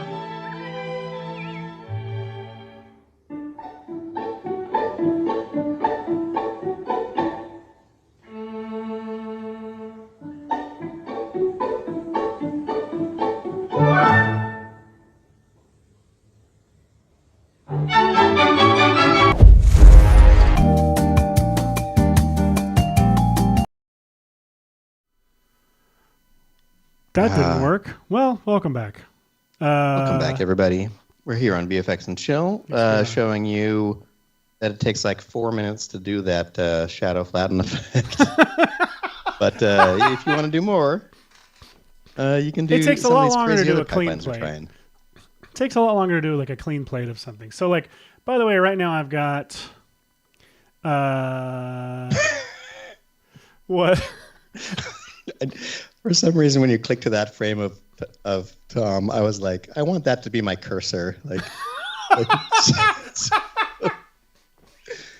back on like a Commodore where you like swap out your cursor, I'd like put this in and just like or make it this, floats like, around hand and go then down when you click on. And then when he picks something up, it like clamps. Yeah, his like arms and hands like grab it, and he picks it up. Oh my gosh, that'd be incredible. Yeah, I've got Roto Tom here, which is fun. I've got the clean plate that's undistorted. I've got. Paul says it takes his dishwasher about 1.5 hours to generate a clean plate. Look at that. Damn it. And Gokhan says, please more big view After Effects. I think they want the After Effects window just a little bit bigger. No wasted words, but yeah. a clear message. I am now about to dive into the actual like skids of it all. So Yes. I'm thinking this frame is the one I want to blast forward. So I'll probably, right now start by just disappearing him real quick. Were you in the middle of something, Hush, or what was going on? I kind of. No, I'm at a crossroads, so okay. I think you should go ahead. Then I think what I'll do is I'll just layer time freeze frame him here and do a little. Let's see. We do a little bit of a fill to black, right? And then we do like a zoom blur. Isn't that what you were doing? Things are right, yeah. CC radial There blur. are many combinations of things you could use for this. I even used point zoom for one where I needed to do it in the opposite direction. Well, actually, you can also just go amount, like a little less like that and point it where you want it to go. Look at that. Look at these beautiful scorch mark looking things. And so like that. It's already funny to me. So. Oh, man. And I believe it was like a very fast opacity, 2 frames down to 0. Yeah. So it was like a. Oh, I wonder if I want to. If I want to. Wait, are you in your undistort comp or this is your actual comp? This is my actual comp. So I've made multiple undistort versions, one clean, one roto, one whatever, just so I can have, like, I don't know why I did that. I did that as if I was going to be super comping this stuff, but you know what? I'm not. I could just do it in the actual thing. Because I think it'll be easier to use like now that you have this frame of Tom, I would go to your undistort comp. Yeah. And stamp him onto those planes. Damn right. Okay, then here's what I'm going to do. I'm going to go into back into this original work comp where I have my rototom. I'm just going to take all this stuff down here. This is all clean plate stuff. And then I've got Tom, and I believe the frame was this one. Let's say it's this one. And layer time freeze frame. Freeze. And then, so what you did was you did like. So if you have those planes already, like I do. Where you've put the painting, basically, select those layers. Okay. Like so here yeah, and here. so solo, Tom, but with the filled in black and whatever effect. Okay. And now what?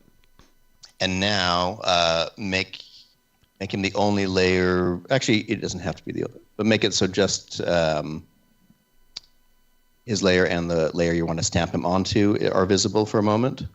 Yeah, let's do the roof. Let's do the roof first. And in fact, you can just have him soloed and just select the layers if you know which ones they are.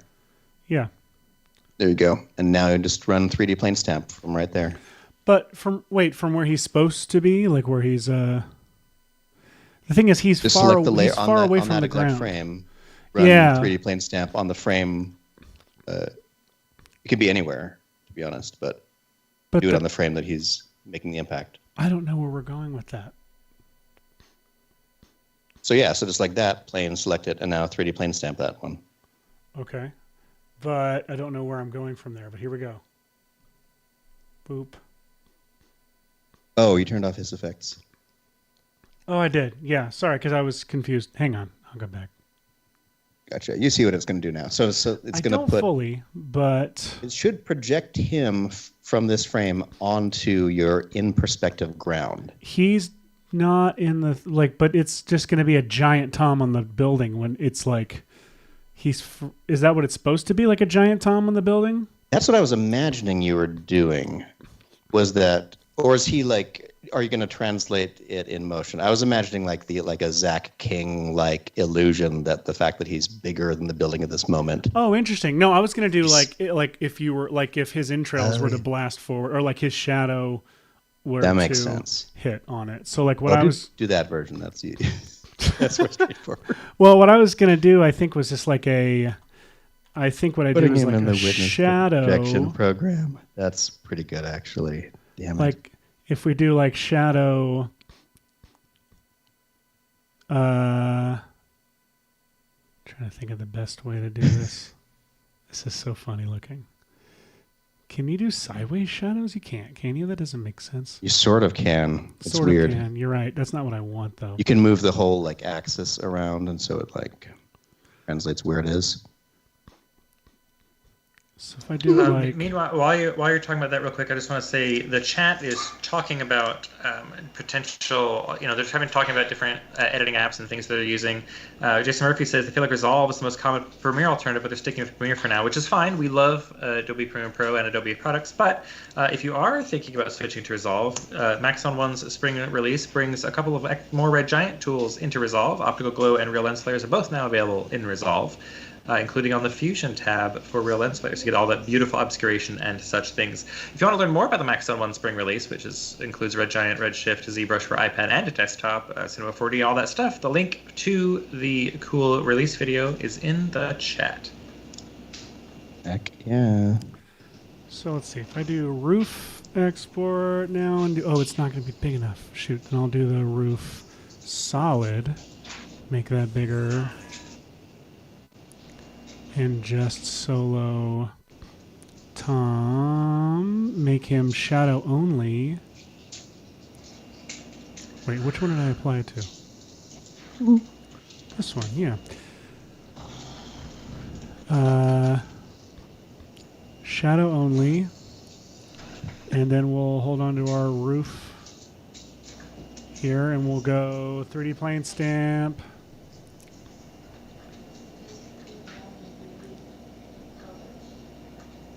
And now we'll get a Tom top stamp, we'll call it. Top stamp. So ideally now... A really crappy remake of Top Gun. Ideally now I can... Let's see. Plant him on top of here and actually set him to be... All right, hold on a second. So now... Oh, damn. Hang on.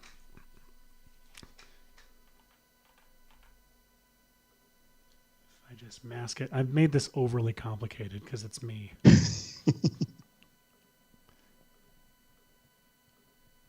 I've ended up doing this so often, having when there's something bends, having to do the mask and inverted mask copies, and I feel like a fool. Oh God, look at that! Okay, so that'll blast right there, and I'll probably do a... Let's see, some kind of streaky streak. What's the best way I could smear it? Do paint dripping. If I just right below, he's just super solid outline at the top, and then just liquid. Let's see. Going down the side of that building. Oh, 100% it should be. I'm trying to think do I do a bunch of smears or do I what's the best way to get like a splat pattern, and then you use either a vector blur or glass or chromatic displacement to push out sections of them in that direction. Oh yeah, I wonder if I...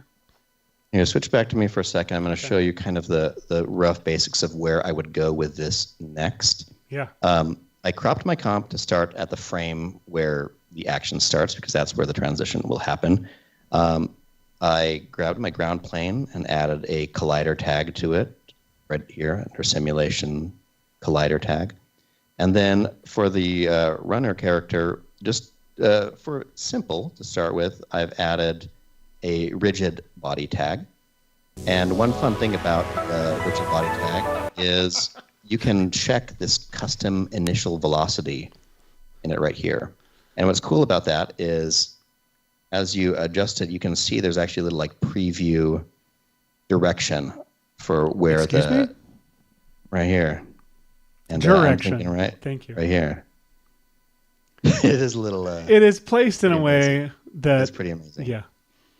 So, check this out. Once you have something like that, just play this, and the character is going to move in the direction of whatever that initial velocity is.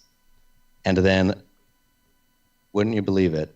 Check this out. All you got to do to make this even more complicated is Tell me, how do I make it more complicated? That's what I want. Add a Voronoi fracture object right here. Take that same tag with the initial velocity and drag that onto the Voronoi. And and then drag your runner into the Voronoi fracture. The way it's going to preview it first is it shows you these little colorful shards so you can more easily see how it's going to break up your character. If I go to the Voronoi fracture right here, I can uncheck colorize fragments whenever I'm ready to go back to just seeing it that way. But there are several cool things I can do in here. One thing I'm going to do is on my object right here, I'm going to check optimize and close holes. So instead of like a shell, he's going to be all like the pieces that render. So basically, that's it. Remember, we have the custom velocity on this object right here, and if I just press play, well, that's even better than the one I did. Man, look at that. Now I can simulate all sorts of crazy stuff. And the fun part about the fracture object is it's still interactive. So I'm going to uncheck colorize fragments.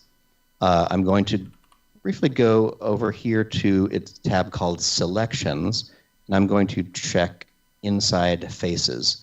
And that'll give me a little polygon selection right here. That means that if I want, I can add a new material. Let's make this something kind of different. Let's have it be, I don't want to do red, that's silly. Let's do like a light blue that is not very shiny, something like that. And then if I drag that onto the fracture object and tell it to be applied to that selection of the inside faces, it looks normal now, but when I press play, oh, I forgot, I guess I gotta I'm grabbing his texture from the runner object and moving it up to the Voronoi fracture. There we go. So now, when he shatters, the inside of him is all some other color. And you could use, a meat texture or a plaster texture or whatever you're kind of doing. And then if you wanted more fragments than this, there are a couple of things you can do. So I'm going to go to this first frame and click on the fracture object. And I'm going to go to sources. This is what is determining how split up this character is.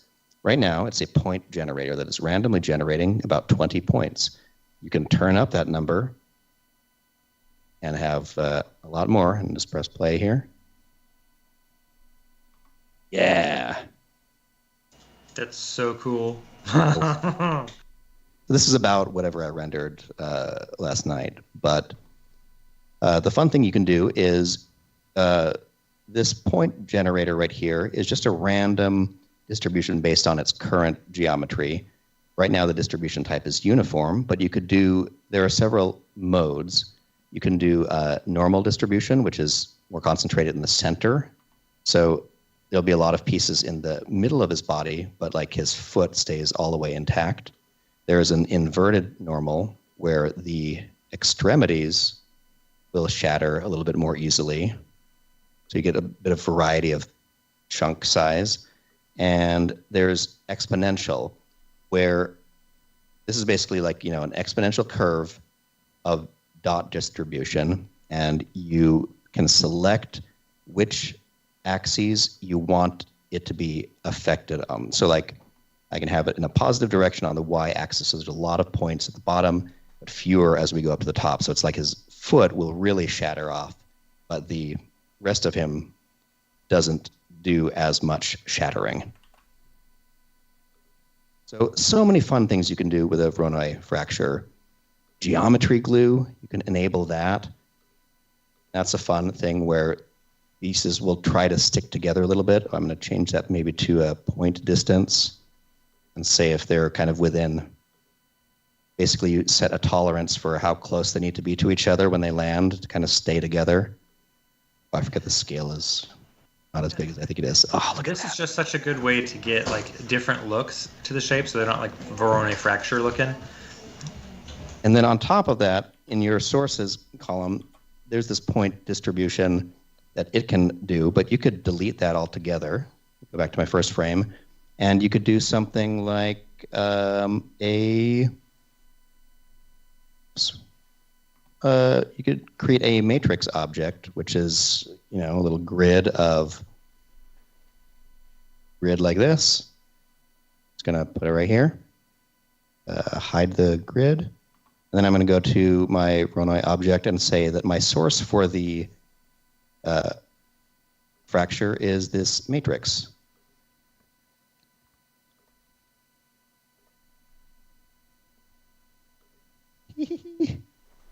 Cubes. Nice.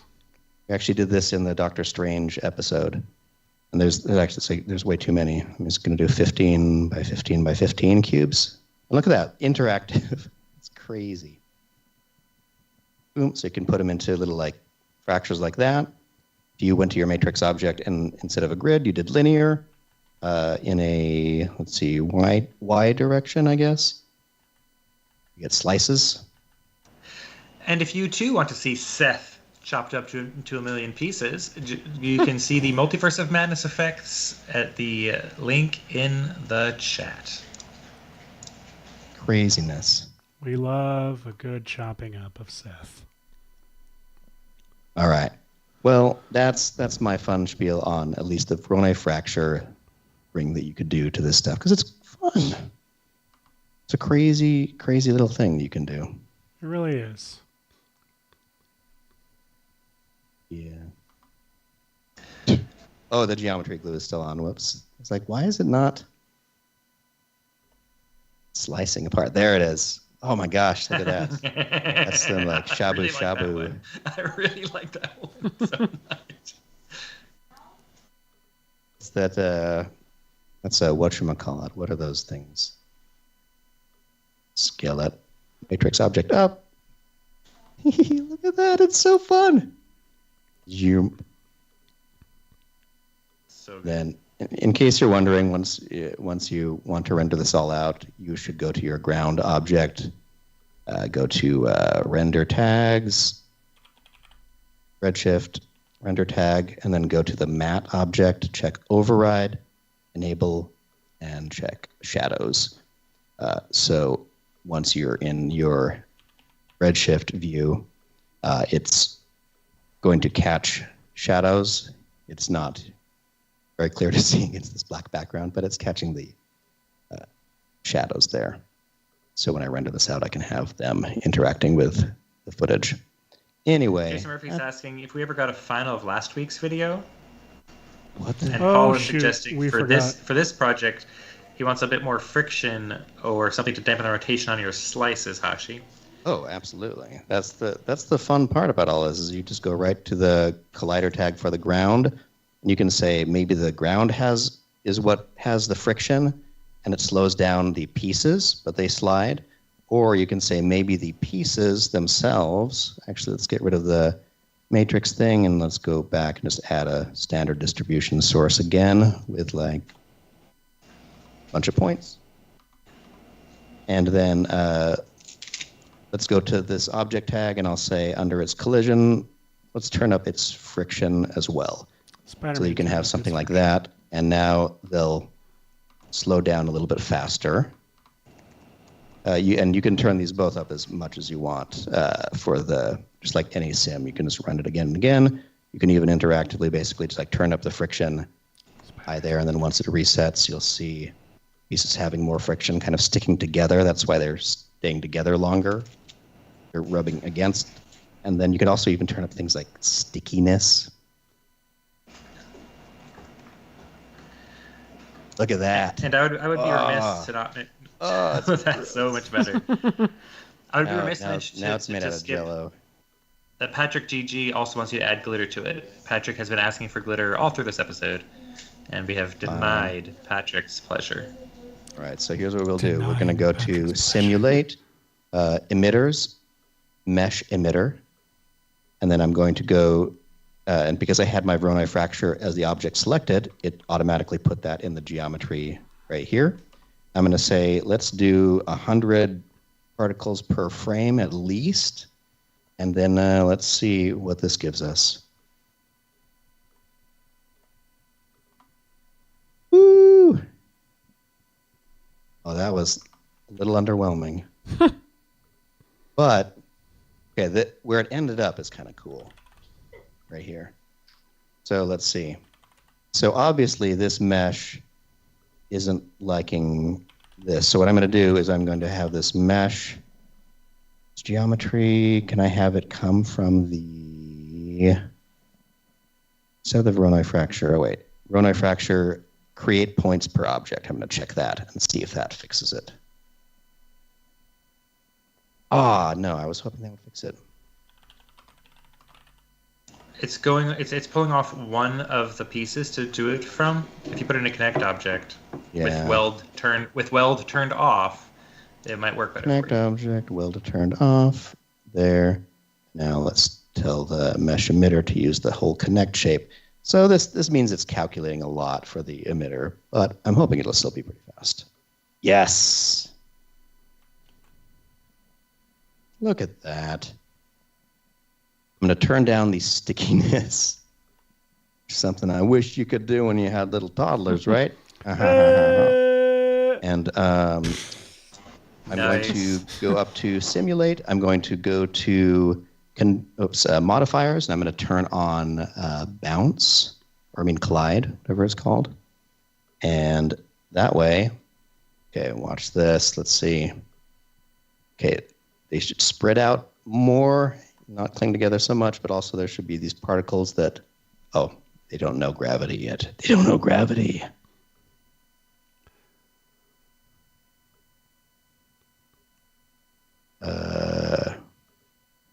Condition. Oh, wait. Is it a condition in here, or is it just the general graph add gravity? Just general forces. Just general forces. Here, so yeah, there we go. So yeah, let's put, just to organize these, I'm going to put them into the particle group. I'm adding gravity and adding collisions for this particle group. And now, actually, why don't I just cache this? Oh, whatever. You get it. Look at this. Bouncing and reacting to the ground particles. Oh, it's so gross. Indeed. Oh, I love it. My goodness. And, oh man, because even beyond this, you could even put create not a volume builder, a volume mesher is looking at your particle group. Can you do that? I guess is it a volume builder that can source? Yeah, you need a volume builder and a volume mesher. Yeah. So I'll put that in the volume mesher and then turn this down. And so I'm just getting just a little bit of that. I would want to have a ton more particles and make sure their radius is smaller. Yeah, because it's using... There's a lot going into fluid dynamics. Particle group, I'm going to say the radius should be 2. Let's say 2. Let's see how much I need to turn up this to even be able to see these. Probably not going to be a lot. Speaking of liquid my voxels dynamics, are only... If you want to see a quick little There's sneak peek at some fluid dynamics coming to Cinema 4D, links in the chat. I know. I'm not going to open... I'm not going to open that version of Cinema yet. But this here's my old go-to. And yeah, I know that I'm just blabbing away, so feel free to... I'm almost ready to do it. Anytime. Excellent. I'm glad you're almost ready, Seth, because we've got 4 minutes left. I know. Particle group. I'm going to go to its collisions, and I'm going to say... oh, wait, isn't it here? Let's see. Actually, what are you turn up for? its friction a little bit, and I'm also going to turn on flocking. There's a teeny bit of flocking on here. I'm turning up the cohesion strength and turning down the separation strength. Should, I think, give me more liquid-like particles. They'll fall faster and they'll group together a little bit more. Too much bounce. Oh, yeah, the bounce is way too high. Go. Here we go. Gross. Let's turn up the flocking even more. see, collisions. I don't think there's stickiness for these. Oh, there is actually a modifier for it though, right? Stickiness. There we go. Okay, so stick. I'm going to turn up the amount of flocking. More cohesion, please. Gather together like Terminator Mercury. There it is. Yes. There it is. And can you imagine if you had this kind of control over other kinds of sims? So fun.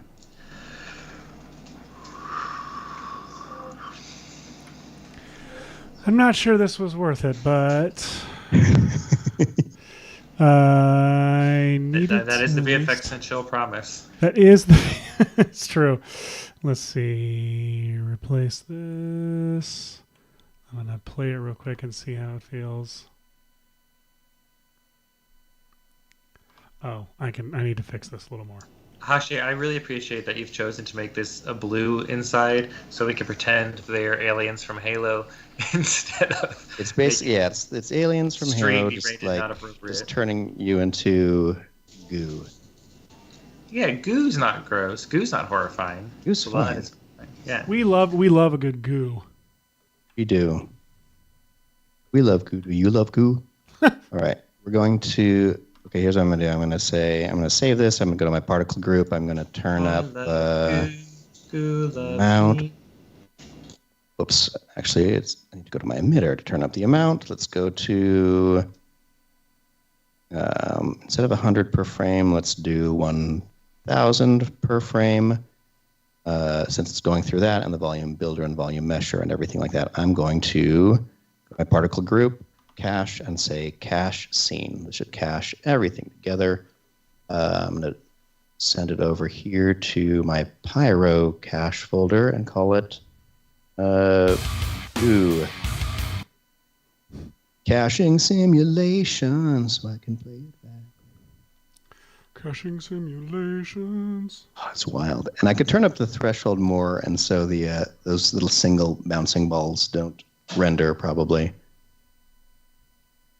And I can still do that after this. Oh, it's so sad. This poor guy. He didn't deserve any of this. Be a stock footage actor. It's great for exposure. Good for your reel. I'm just gonna melt you. Okay, so now this is cached, which is great, so I can just scrub through it. But one of the things I'm going to do is these little hovering ones aren't great, so I'm going to actually just go to the mesher and turn down its threshold for what it considers renderable. Oh gosh.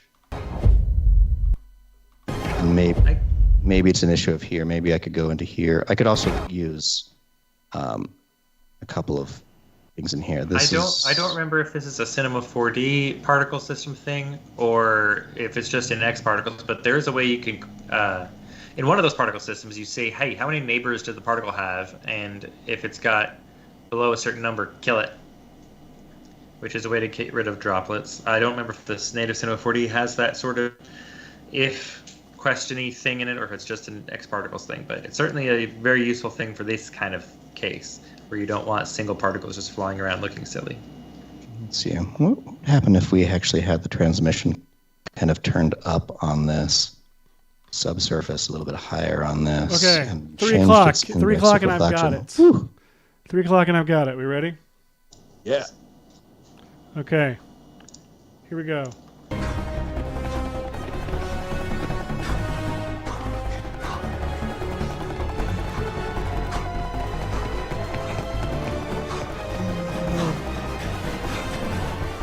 So much energy just to fight Sydney.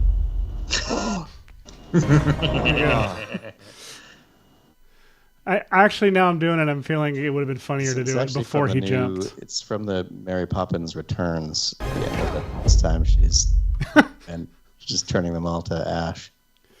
Oh, it looks so good though, having him spotted on the building, because then it goes with the. I know, it would just be so much more anticlimactic if it happened right here and just like down the. And then we just watched it go down, like fall down the... Anyway. Okay. How Josh, fast where does are a you? shadow fall? What do we have? I don't know. How does a shadow fall?